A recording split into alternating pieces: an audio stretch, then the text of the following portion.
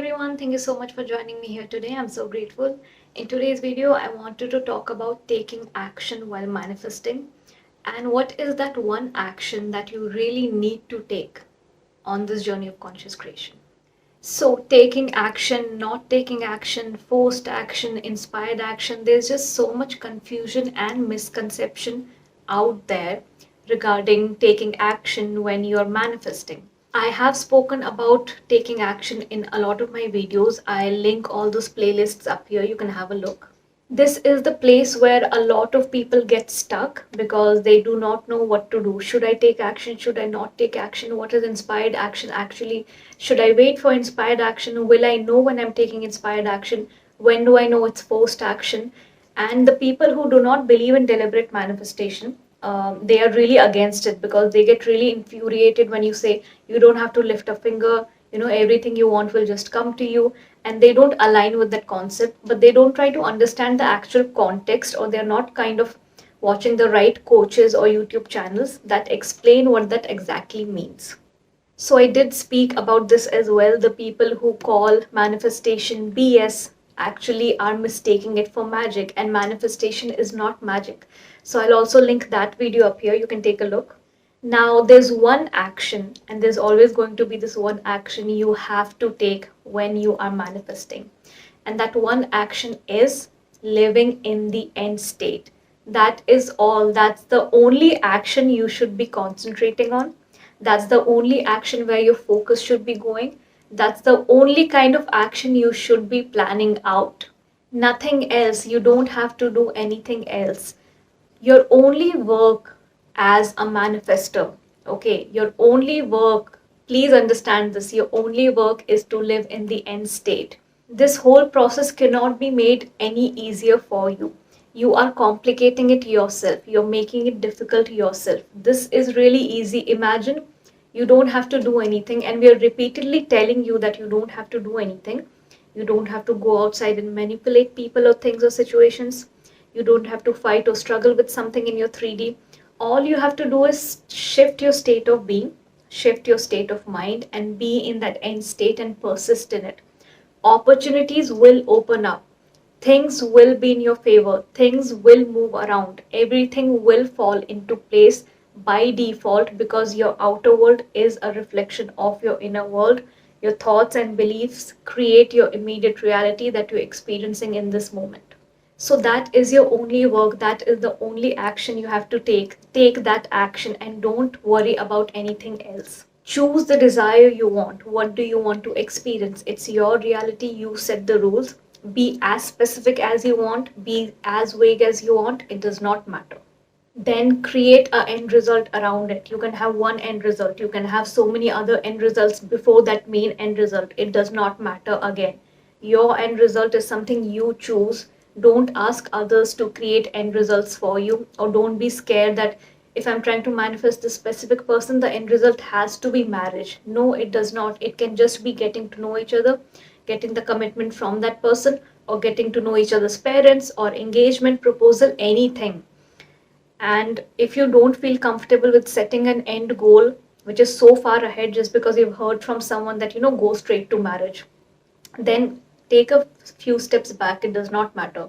Do something you're comfortable with. Right now, I'm comfortable with just getting a commitment or a proposal. And then once I reach that place, because I have seen it happening, it has hardened into fact. It has increased my belief in me and my power of creation even more.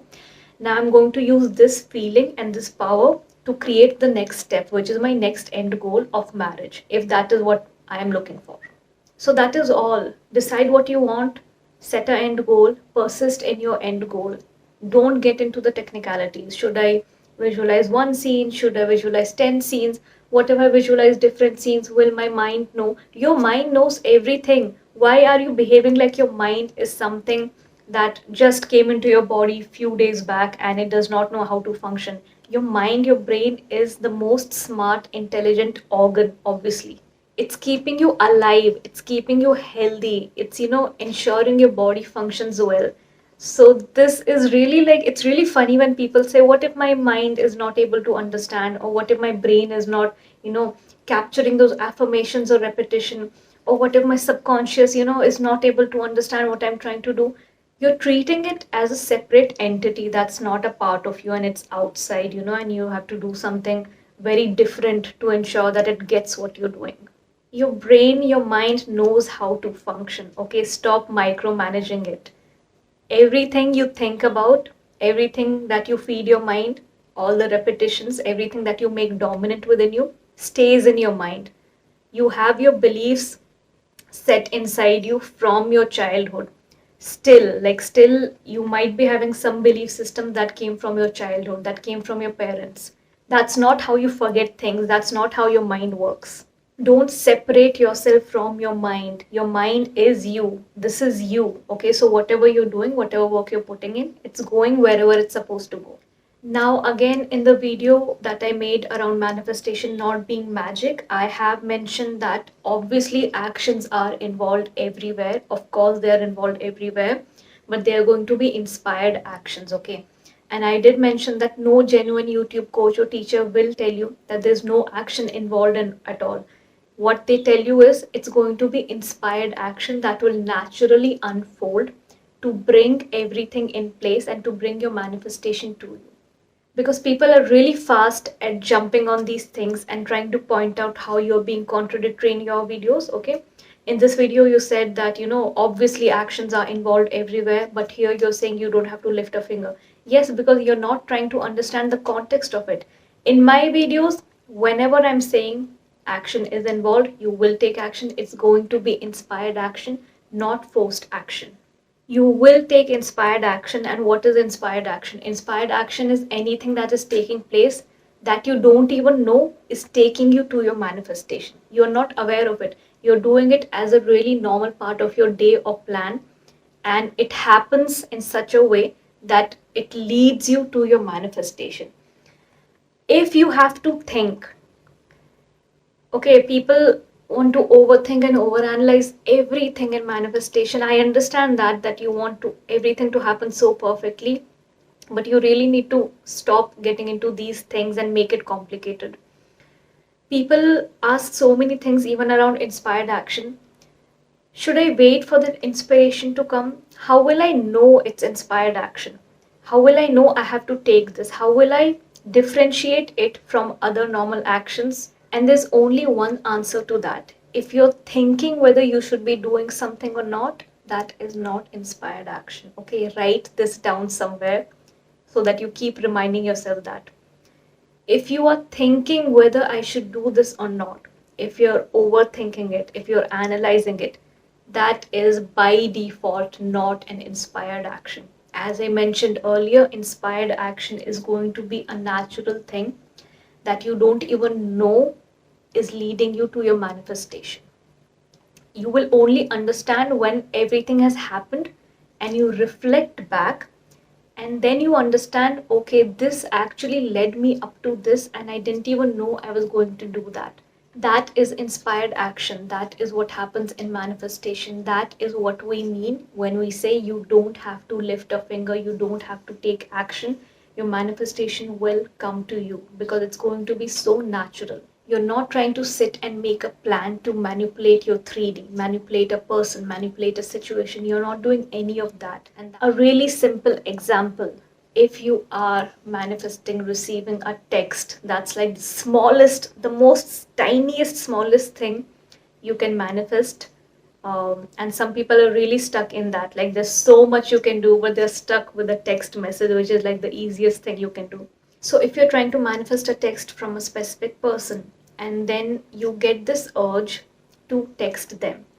Now you're sitting and analyzing and overthinking, what is this urge? Maybe this urge is inspired action because I'm being inspired to text them. You need to be really careful with these urges. These urges can be your old triggers and old story if you're not really fully in that new state of being. So if you get that urge and you're thinking about it and you're really analyzing that I'm feeling this urge, maybe this is inspired action, maybe I should text that person.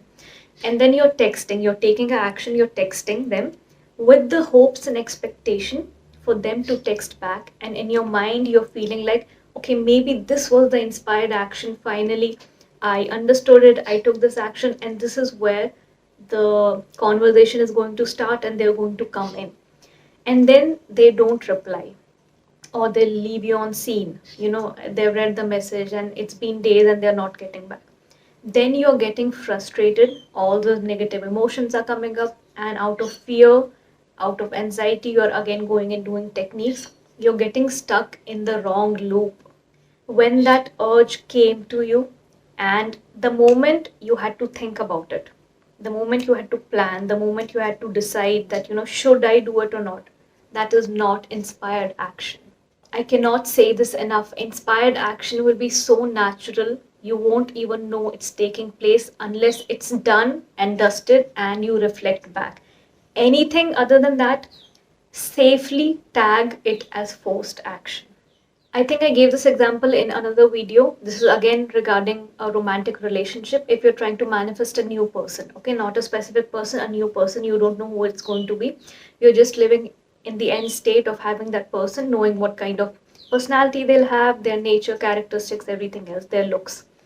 And you are in a group of friends where it's a usual routine for you to go out every weekend, or there's a friend of yours that usually arranges parties, or likes going out to events most of the weekends. They invite you, and you are not overthinking it, you're not overanalyzing it, because it's really normal for this friend of mine to have parties, to have events, and they always call me. It's a normal lifestyle for me. Okay, just like every other weekend, I dress up, I go out. Okay, and I end up meeting a really really good person over there. Tell me here, where was the forced action involved? This is what I mean when I say it unfolds so naturally, you don't even know it's leading you to your manifestation. This was inspired action because I just did something I do regularly. I just did a normal thing. I go out on weekends. This friend always plans parties. I always go to this friend's events. It was a really natural thing that led me up to that new relationship, that new person, and that person was exactly everything I have been living in the end state for. That's inspired action. It's so natural, it feels so normal, it feels so logical to do next, and you will not know about it till you reflect back. Anytime you have to think about it, should I do it, should I not do it? What is this urge? Is this inspired action? If you have to think what that urge is not inspired action. That urge is coming out of your old stories. So drop it over there. So your only work, the only one action you have to take is to ensure you're putting in the discipline to be in that end state. Saturate yourself in that end state, and just ensure that during the remaining time you are in this relaxed feeling and expectation of it coming to you. You're not replaying any old stories. You're not living in the old story. You're not being that old version who does not have what they want, who feels lack, but you are in this end state, that new version. You have taken on that personality, that version that has your desire, and you are in this pleasant expectation of your reality transforming itself and your manifestation coming to you very soon. Now, one more tip before I end this video. When do you know you're in the end state? If you're still questioning where it is, why it's not coming, why it's not happening, you're not in the end state. If you're looking for a regular dose of motivation, I have my Instagram linked below. Whatever I discuss in these videos, terms, concepts are uploaded there in a written format. I also have my second YouTube channel linked below, which includes content around self-development, not from a manifestation perspective, but in general. So if it interests you, you can subscribe over there. I'll see you in the next video. Till then, have a great week.